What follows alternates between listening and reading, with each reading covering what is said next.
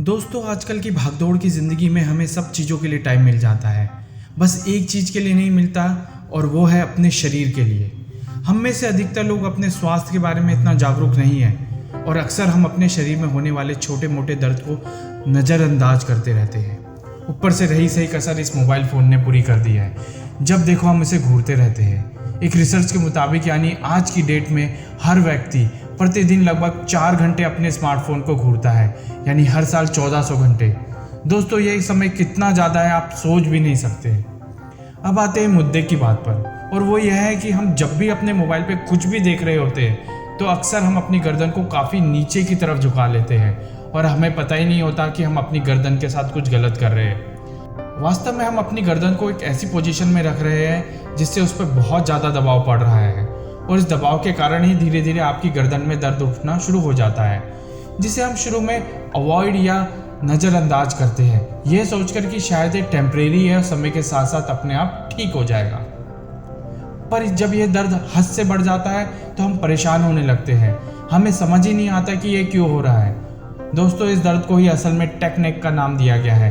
Take नेक यानी कि technology के प्रोडक्ट्स को गलत तरीके से उपयोग करने से गर्दन में होने वाला दर्द। आइए पहले हम इसे कुछ इलस्ट्रेशन की मदद से और अच्छे से समझते हैं। इससे आपको पता लगेगा कि हमारी गर्दन को मोबाइल देखते वक्त किस पोजीशन पर रखने पर उस पर कितना ज़्यादा लोड यानी कि भार पड़ता है। सबसे पहली पोजीशन देखिए, जब आप अपनी गर्दन को मोबाइल देखते वक्त एकदम सीधा यानी कि 0 डिग्री पर रखते हैं, जो कि एक आइडियल यानी कि सही पोजीशन है, तो इस स्थिति में आपकी गर्दन पे सिर्फ 4.5 से 5 kg का ही लोड पड़ता है, जिससे आपकी गर्दन को कोई नुकसान नहीं पहुंचता। दोस्तों ये एकदम सही पोजीशन है मोबाइल देखने की।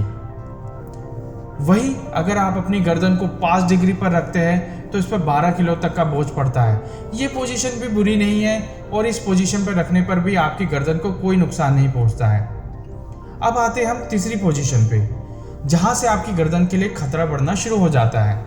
यहाँ पर आप अपनी गर्दन को 30 डिग्री तक झुकाते हैं, जिससे इस पर 18 किलो तक का वजन पड़ना शुरू हो जाता है और अब आपकी गर्दन को नुकसान पहुंचना शुरू हो जा रहा है।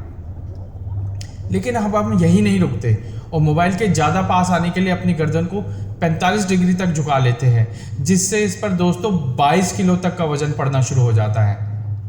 और दोस्तों हद तो तब हो जाती है जब हम अपनी पूरी तरह से गर्दन को फ़ोन में ही घुसा लेते हैं और 60 डिग्री तक अपनी गर्दन को मोबाइल की तरफ झुका लेते हैं। इस वक्त हमारी गर्दन पे पूरे 27 किलो तक का वजन पड़ रहा है।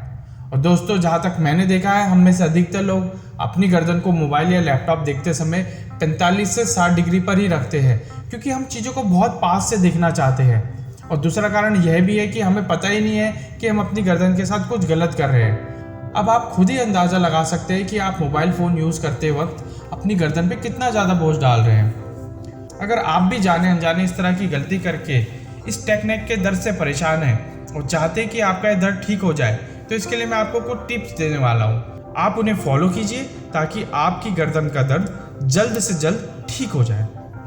टिप नंबर 1, अपने मोबाइल को आँखों के लेवल तक लाएं। दोस्तों अपने मोबाइल को देखने के लिए आप अपनी गर्दन को नीचे झुकाने या अपने सर को आगे की ओर झुकाने से जितना हो सके बचें। इसके बजाय आप अपने फ़ोन को अपने आई लेवल के पास रखें। इससे आपकी गर्दन या शोल्डर पर जोर नहीं पड़ेगा।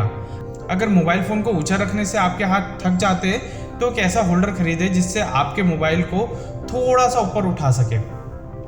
अगर आप लैपटॉप या डेस्कटॉप पर दिन भर काम करते हैं तो उसकी स्क्रीन का लेवल भी अपनी आई लेवल के पास ही रखें। एक गलती और जो आप लोग करते हैं, अक्सर बिस्तर पर बैठकर लैपटॉप को यूज़ करते हैं, जो बहुत ज़्यादा गलत है। आप नोटिस कीजिए आपकी गर्दन उस पोजीशन में कितनी ज़्यादा झुकी है, कम से कम 45 से 60 डिग्री तक। और जैसा मैंने बताया कि इस सिचुएशन में आपकी गर्दन पे कम से कम 22 से 27 किलो तक का भार पड़ रहा है। तो दोस्तों आपको टेक्निक से बचने के लिए जो सबसे पहला काम करना है वो यह है कि आपको अपने डिवाइस को, चाहे वो मोबाइल हो चाहे लैपटॉप या फिर डेस्कटॉप, उसको अपने आई लेवल पे रखना है। टिप नंबर 2, ऐसी कुर्सी पर बैठे जिस पर पीछे हेड को रेस्ट कर सके।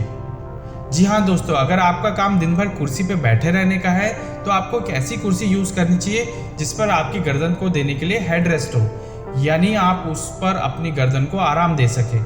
इससे होगा क्या कि आप अपने कंप्यूटर या मोबाइल का उपयोग करते समय अपने सर के पिछले हिस्से को हेड रेस्ट के सामने रख सकेंगे।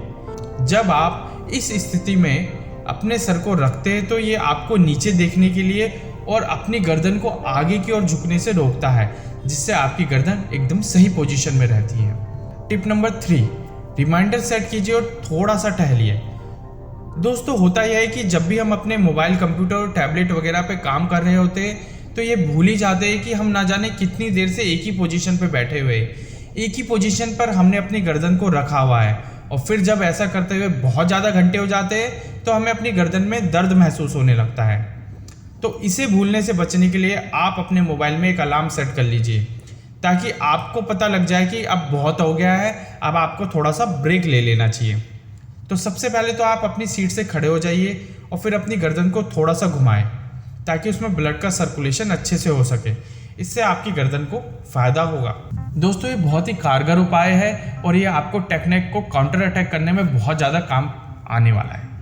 टिप नंबर 4, दर्द को सुने। दोस्तों सबसे बड़ी गलती जो आज के समय में हम मोबाइल, लैपटॉप या डेस्कटॉप यूज़ करते वक्त करते हैं वो यह है कि अगर हमें कहीं गर्दन में थोड़ा बहुत दर्द हो भी रहा है तो हम उसे नज़रअंदाज करते हैं, हम उसे इग्नोर करते हैं और काम किए जाते हैं, ये सोचकर कि ये दर्द अपने आप ठीक हो जाएगा। पर अगर यह दर्द काफ़ी समय से बना हुआ है तो इसे कतई भी इग्नोर ना करें।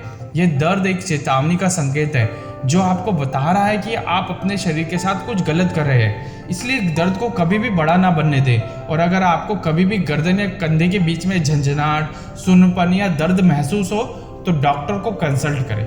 टिप नंबर 5, एक्सरसाइज करना शुरू करें। सिर्फ गर्दन ही नहीं दोस्तों, आज के समय में मोबाइल और कंप्यूटर पर बहुत ज़्यादा समय बिताने से हमारे शरीर के बाकी अंगों पर भी बुरा प्रभाव पड़ना शुरू हो गया है। इसलिए रोज़ाना कुछ एरोबिक एक्सरसाइज शुरू करें, चाहे फिर वो जॉगिंग हो, तेज़ गति से चलना हो या फिर स्विमिंग, या फिर आप कोई भी एक स्पोर्ट्स शुरू कर सकते हैं। सुबह के टाइम में आप एक स्पोर्ट्स खेलना शुरू कर सकते हैं, उससे भी आपकी फिजिकल एक्टिविटी जो है वो बनी रहेगी। रोज़ ऐसा करें ताकि आपके शरीर के अंगों पर इन टेक डिवाइसेस का ना कम से कम प्रभाव पड़े। और दोस्तों जैसा कि कहावत है, स्वास्थ्य यानी कि आपका अपना स्वास्थ्य हमेशा आपके अपने हाथों में होता है, इसलिए इसे हमेशा अपने हाथों में रखिए और अपने शरीर को किसी भी तरीके से बीमार होने से बचाइए। तो दोस्तों आज के वीडियो में आपने सीखा कि किस तरह से आप टेक्निक के डर से बचे रह सकते हैं। आपको ज़रूरत है तो सिर्फ थोड़ी सी सावधानी बरतने की, ताकि आप इस टेक्निक के जाल में ना फंस पाए।